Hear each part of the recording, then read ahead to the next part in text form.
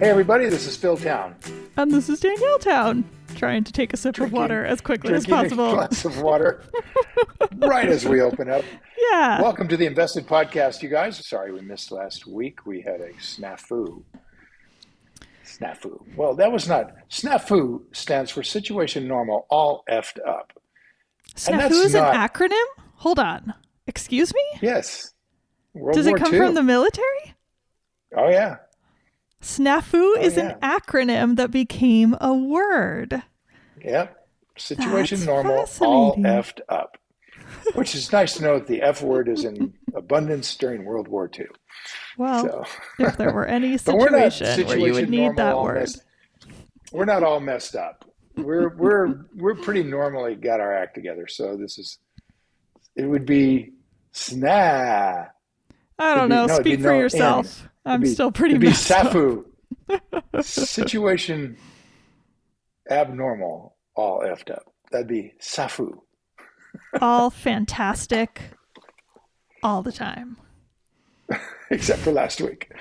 So this week we'll do twice as brilliant a podcast for you guys. It's twice for sure. As brilliant. Right, Danielle? Yeah, I definitely think that we should stop doing half of what we could do and instead do the full 100%. Okay, so just to respond to somebody, I know you didn't even plan on this, but just to respond to somebody that wanted to know more about the Google part 2 of what was else could go wrong with Google. Just from quickly, a number of been in the news. A number of episodes ago, we were talking about the regulatory risks of investing in Google. Right. And now first regulatory risks have blossomed into a regulatory flower because the Justice Department has now filed a lawsuit against Google for monopolistic practices. I don't know what they expect to get out of it when it's free. Hello, it's free. So I don't know who's complaining, probably Microsoft. So there's now this regulatory risk has risen. And we can say that very unlikely that Google will actually sell off their ad side of their business because whoever is able to buy it for billions of dollars would have to then have their own monopoly, which suddenly happened. And so that ain't going to work. I think probably if it happens anything at all, Google will spin this off. So it shouldn't get in the way of being a shareholder, I guess is what I'm saying there. And of course, we have regulatory risk going on in Europe where they want to make sure that they're not breaking European rules by targeting children, for example, or people based on race or religion or politics. And they can't do that in Europe. So Google may have to rewrite their algorithms there, but I don't think that's a huge deal. Of course, they don't think it is. And then finally, Microsoft popped out with ChatGPT, which sort of blew the lid off over at Google. It was since we've had this little podcast, ChatGPT has come out. And this is an extraordinary piece of engineering, of artificial intelligence that originally started at Google, and then their engineers spun off and opened up a company called OpenAI, which has now partnered with Microsoft. Microsoft is then talking about putting in $10 billion into this company in order to get products that can compete with Google Search. Google Search being something that is at the base of most of their revenue, 67% of their revenue is Google search ads. So this is a big challenge. And the reason it's a big challenge is because rather than ending up with a list of links that you can then go into and look at, ChatGPT in the future may be able to just give you the answer, completely developed into a full essay about whatever it is you're asking about. And today, it's actually able to do almost high school level essays on whatever you want to ask about. And it's remarkable. It really is something How did that they've developed that's different. Pop into your head? What's the connection this is a real risk for Google. I mean, this is the one search risk that really we didn't have on our radar because our assumption is that Google's got the best engineers in the world and therefore will stay ahead of everybody else technologically and of any risk to their cash cow, which is search. But this kind of came out of left field, and it's OpenAI. so other people can use it too. And that means garage level startups doing AI that would interfere with Google's search program. Now, the reason it would interfere, assuming Google then, and this is what we didn't see, assuming that Google will come up with something even better, the problem Google has is the moment it releases a similar product that you don't need, you're not going to get a series of links that advertisers are looking for certain search words from. You hurt your ad business. So Google, if they were forced to compete with this new kind of search, would have a really tough time with revenues in their ad side because this isn't keyword searching. So it's just really interesting. And we've tried it out ourselves, like asking, certain questions for doing research, and then asked it where it got its information, which we thought was a rather clever question. So we got this really interesting information. Then we said, where'd you get this information? And then it fed to us information taken from a company that probably put out an abstract in order to sell their data. And we called that company and they said, yeah, that information is available for $5,000. You can buy it. So ChatGPT has the potential of going around intellectual property walls. And if anything's out on the internet, it can sweep it up. So there's a lot of questions here, and we think they're not going to be answered right away. We think this is the first challenge to Google search that we've ever seen, and that's real. But we don't think it's coming right away. So this is something to keep an eye on.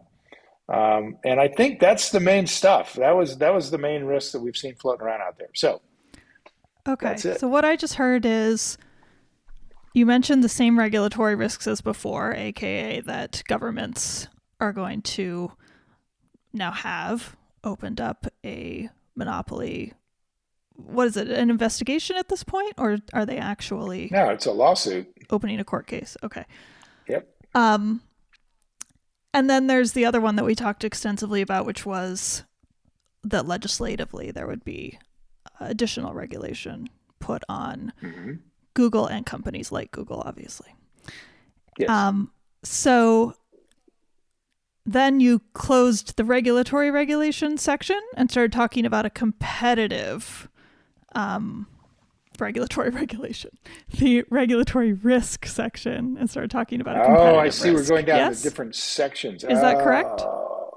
I guess so. Okay. This is straight up. This isn't regulatory at all. This is technological risk. Yeah. So we didn't really see that there was any technological risk because we thought they had the best engineers, which they do. But now we see technological risk could actually wreck their ad revenue. Okay, there you go. Yeah. So I'm just getting back to the regulatory risk part of it. Is there anything besides the prosecution or legislative action that you're worrying about? No, that's it. Okay. And then the competitive stuff is basically new technology coming from other companies, which, I mean, is foreseeable, right? But the way Google handles that over and over is they buy their way out of it. They just buy the technology. So right. Except this time they can't. It's open AI. They can't buy it. And so Microsoft is trying to do what then? Microsoft's just licensing it as fast as it can. Okay. Pieces of coming off this thing. Actually, and they're just funding the open AI initiative. I mean, they see it as a brilliant way to kill Google. And there's no question about it. Google is freaked about it. They went on, this is Google's words for it. We've gone on red alert. So this is not just some, Google's handling this like a normal day at the office. They're not. They're freaked out about it. One of their executives just let it slip that this is the first thing they've seen that could kill their ad business. Very interesting. So no joke. Yeah, it's serious stuff. And but like I said, we've dug into it from where we can see. It's not going to be right now. And if we can see down the road a few years on Google, we think that this will start to, if this starts to roll out, we think we'll see it. And we can exit if that's warranted. Yeah, because I have to say the way it's described, it doesn't sound very good to a user. It gives you like a long paragraph or multiple paragraphs of answers and no links. Like It'll give you a book if you want it. It'll write a book for you. that's like Ask Jeeves from like 2000, right? Except that it's like way better. So it must be like way better, or else this would Oh, not yeah. be an issue. It's a very coherent, interesting essay. It's not great. I mean, it's not like you could write this essay and apply to Harvard with it, right? On your application. Here's the essay that I wrote. But school officials and teachers are a little worried that this is pretty hard to spot that it's a fake, and it's not plagiarized. It's brand new. So Yeah, well, it's quite there's interesting. a heck of a lot of websites that do that already. No, I think you don't know. Okay, never mind. Don't. No, I'm talking don't go about there. There are websites not that lots of write. websites. They write essays for people. Oh, they write essays for people? Yeah. Like real people write essays for people? Well, I think they use computers to do most of it, and then people finish it up.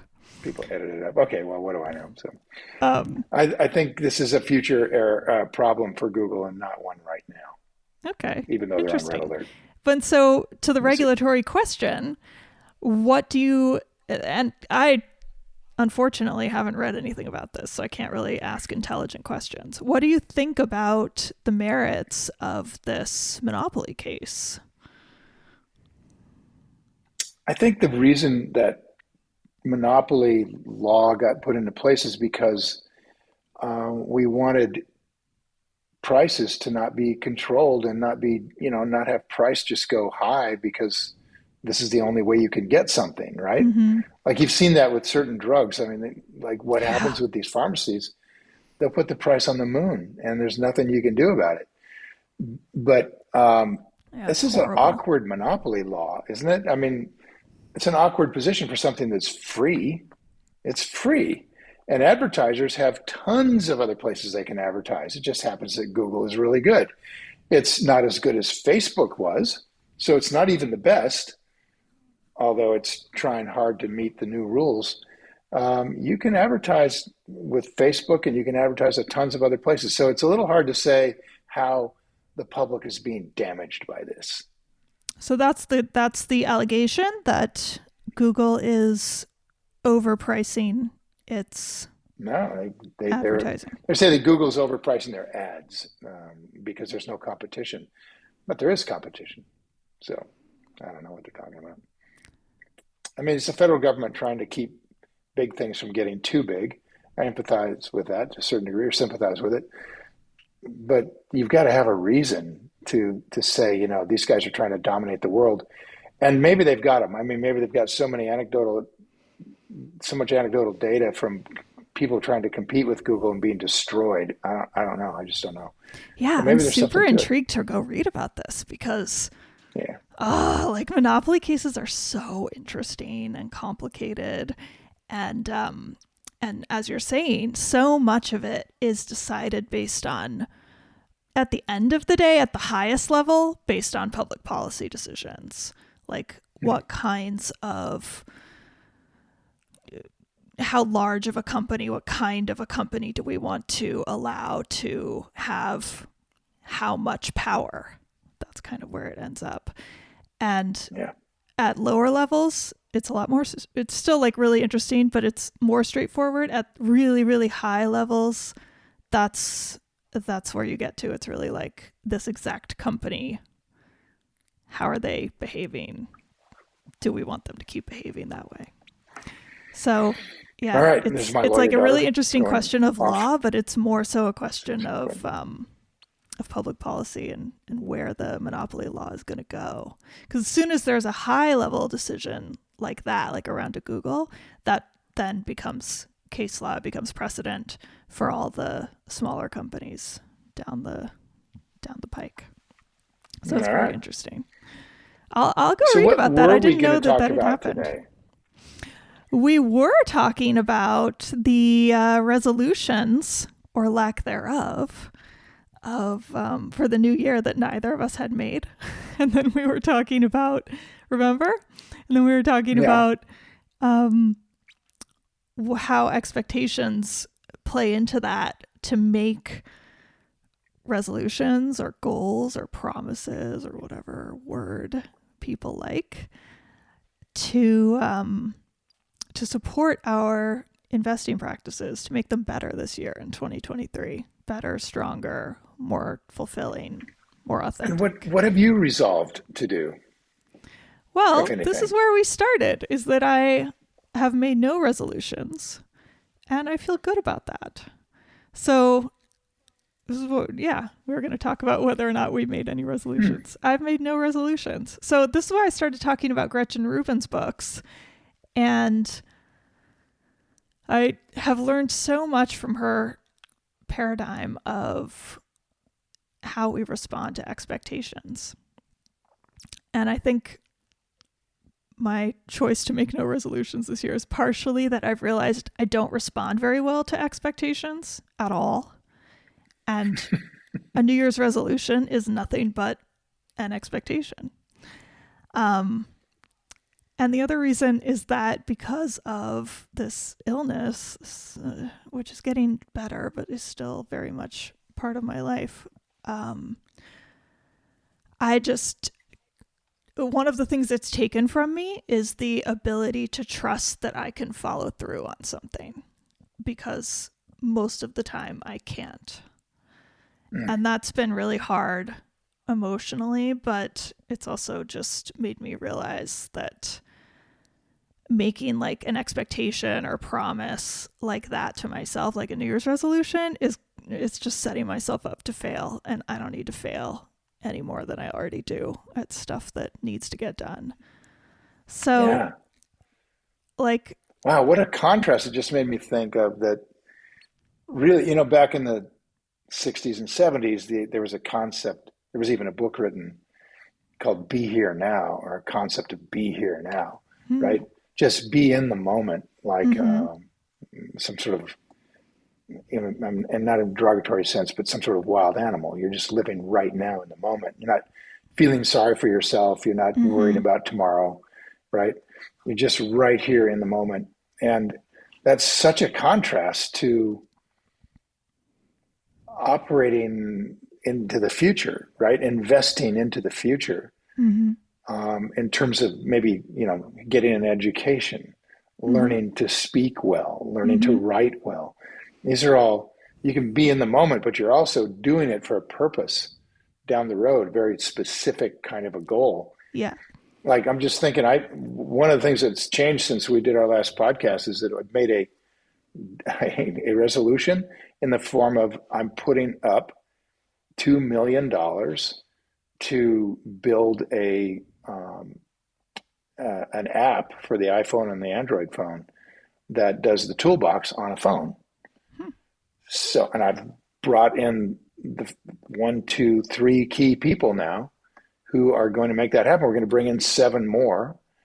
So all of this is not me necessarily being in the moment, right? I mean, I'm having to project into the future and write checks and have the capital available to continue writing those checks, or these people are going to have their lives disrupted. You see the difference, or is there a difference between what and being what? here now? Let's say where you're at right now, where you can't really make a promise about doing something, or have. Oh, yeah. Goals, I don't know. You started saying be here now, but I don't feel the be here now. You don't feel like that? No. No. Well, why wouldn't that be a good thing to feel if you're feeling like you feel? I mean, maybe it is. I don't know. Be here now. But what I was trying to, I mean, it probably is. I truly, like, having now lived 40 years, one thing I have massively learned is that a huge part of the human condition is balancing those two elements of life, being here now and preparing, planning, acting so that your future is better than now. And that balance is so hard a lot of the time. And I think a lot of us struggle with it and never quite get it right. So, I mean, it's an important thing, right? I mean, if you have, like, when you were growing up, I could dedicate my life to certain things, right? among which would be spending time with you, Mm-hmm. right? Mm-hmm. And I could choose to not do that in order to go out and make money, Mm-hmm. say, right? So, I mean, look at these choices. We face these kinds of choices every day, right? Parents do. How much of my life is going to be dedicated to children? How much of, in terms of spending time with them, how much is me making the money so I know that they're going to have a good life? How much is me doing the things I want to do in my life? I mean, all of those things they're important decisions, man. And the Totally. idea of being here now and just taking it as it comes and it's all good. I think actually, just from the time that we spent involved with meditation, I think I could point to some reasonably, I don't know, reasonable number of people who have gone really deep into that view of life and are now struggling badly. They're my Mm-hmm. age and they don't have anything. Mm-hmm. They didn't prepare for old age. So now being here now kind of means, it's like a retirement plan for a swami is a loincloth and a begging bowl. Hmm. Really, right? I mean, you go off into the mountains, and if people give you food, good, you don't die that day. And if you don't freeze to death, well, good. That was a good day. I mean, that's not the West. I mean, that's pretty foreign to people in the West. We tend to be, okay, I want a future like this, more of the Puritan ethic. It's like you're never happy in the moment. You're always working Yeah. for this thing, Right. right? Yeah. What a contrast between Or those even two. you're always working for your children's futures. Like think of immigrants who leave a terrible situation and go to a new country and used to be a doctor and become a waiter. Story of so many people. And they do it so that True, their children have a better life and true. are in a safe, free country. Yeah. I mean, talk about planning for the future. That's beyond yourself.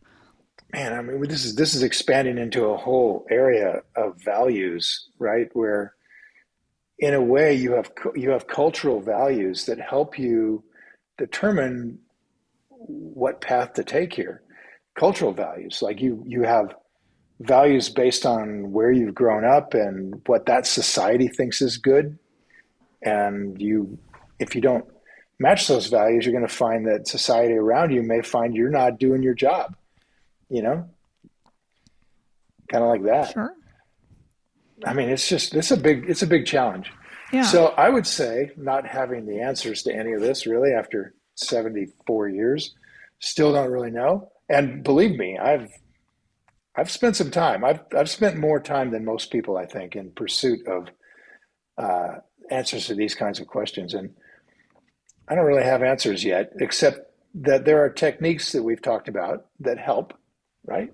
Contemplative prayer, deep meditation, yoga. There are techniques that help you be more in the moment in the sense of being happy in this moment, Mm-hmm.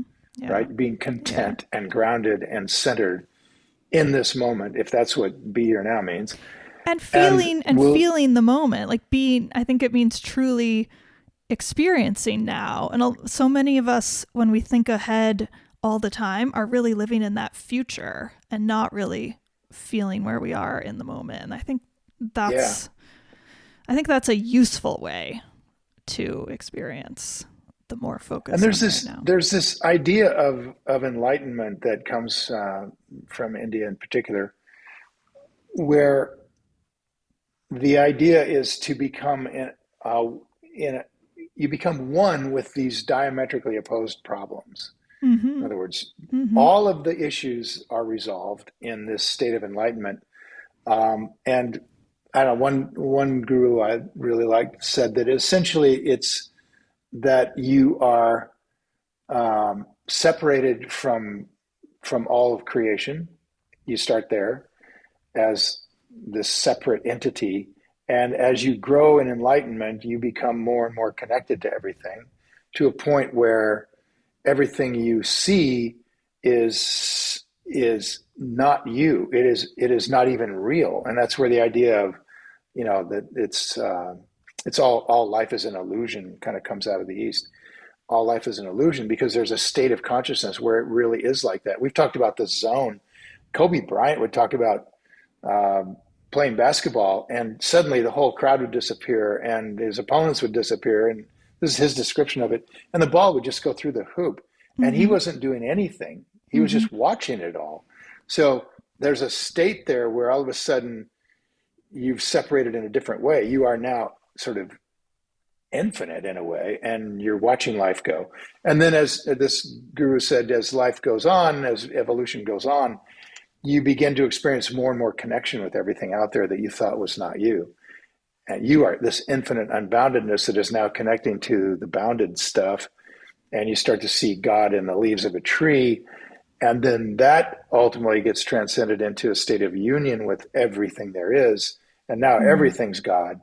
And you're in this enlightened place where there is no contradiction. And he's describing, people who would walk in an alley and they would see a cat that got hit by a car or something. And, it's smashed and it's horrible looking. A lot of people would turn away from that. And this guru just would see the beauty in it. There's just nothing but beauty. Everything's beautiful. Every action that happens, no matter how heinous, no matter how terrible, no matter how unjust, everything is perfect. All things are perfection. And that's a little hard for us to swallow. Yeah, that's where I start to step away. Yeah, it's like, okay, that's the experience, but is it right? Is it true? Real? Is it real? Yeah. So, and do you want that? Do you want to be in a state where some terrible thing happens to someone in your family that they don't deserve, and for you, that's a beautiful moment? Right. It's just like, what? Really? Do you want to be there? Is that really the idea of enlightenment?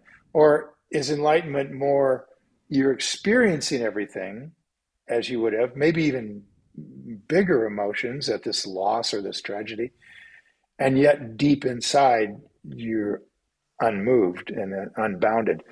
One, not to belabor this, but one description of that I really liked was that experiences affect a person who's not enlightened differently than an enlightened person. So let's have this really negative experience. One analogy would be that the experience is like an axe being slammed into an oak tree. The axe just jams in and creates a permanent mark, a permanent stress, a permanent cut that tree will never, ever eliminate as long as it's here on Earth. Compare that to an axe slamming into a pond. It creates much bigger initial impact, but then within moments, it's just a ripple. And within a minute or two, it's gone completely, disappears. And I like that one. I think that's awesome. That makes you more human, more feeling, more experiencing. Everything's bigger bad, bigger good. It's all bigger. And yet it all passes so quickly into a state of come back to again. Equilibrium more quickly. Right. Yeah. Right. I like that. Yeah. Let's pause here and end here. And then I want to hear from you. What are we now? Like 4 episodes later. I want to hear from you if you made resolutions for this year. Oh. And then let's talk about how this relates to our investing practice, but also how, because this is, what this comes down to, right, is like, how do people who want to have an investing practice and learn investing, how do you fit that into a real life? You want something. How do you actually do it? And how do you not set yourself up to fail? Seems pretty straightforward, but maybe it's not. So let's talk about that. Well, good Lord. If you think it's straightforward, I am happy for you, because I do not. Apparently, I'm mistaken. All right. We'll talk to you guys next time about that. Thanks, everybody. Until then, bye. Time to go play. See ya. Bye.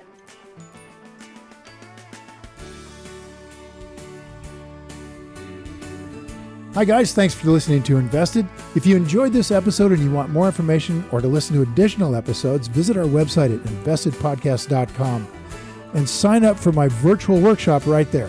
Spots are definitely limited for this event. I'm not kidding. They really are. They sell out very quickly. So everything discussed on this podcast, by the way, is either my opinion or it's Danielle's opinion. And really important, it's not to be taken as investing advice because I am not your financial advisor, nor have I considered your personal situation as your fiduciary. So remember that. You're on your own here. This podcast is for your entertainment and education only, and I really hope you enjoyed it.